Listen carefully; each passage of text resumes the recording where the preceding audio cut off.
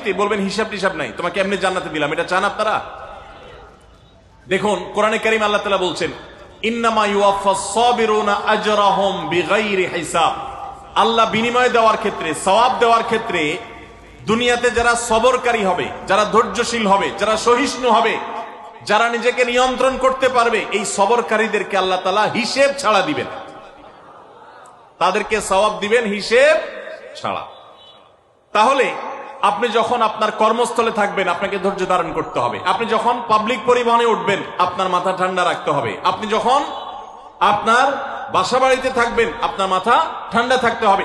মাথা গরম হয়ে যায় যাদের, হট মেজাজ যারা, কথায় কথায় মাথা গরম হয়ে যায়, ধৈর্যহীন হয়ে যায়, যেখানে সেখানে গন্ডগোল বাধায় দেয়, মারামারি বাধায় দেয়, ধৈর্য সহ্য বলতে কিছু নাই, এই লোকগুলো কিন্তু এই সৌভাগ্যবান মানুষদের কাতারে সামিল হতে পারবে না। ঠিক একইভাবে দাম্পত্য জীবনে সুখী হতে হলে সবর এবং শকর, এই দুইটা মূল মন্ত্রের কোনো বিকল্প পথ খোলা নেই। সেটা স্বামীর জন্য প্রযোজ্য, স্ত্রীর জন্য প্রযোজ্য।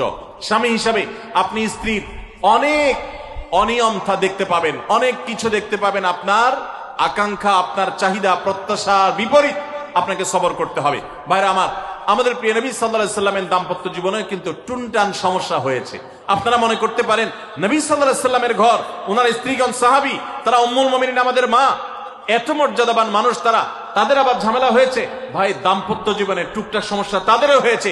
প্রিয় নবী সাল্লাল্লাহু আলাইহি সাল্লাম নিজে একদিন বাসা ছেড়ে মসজিদে নববীতে এসে মন খারাপ করে বসেছিলেন, তিনি বাসায় যাচ্ছেন না, অভিমান করে।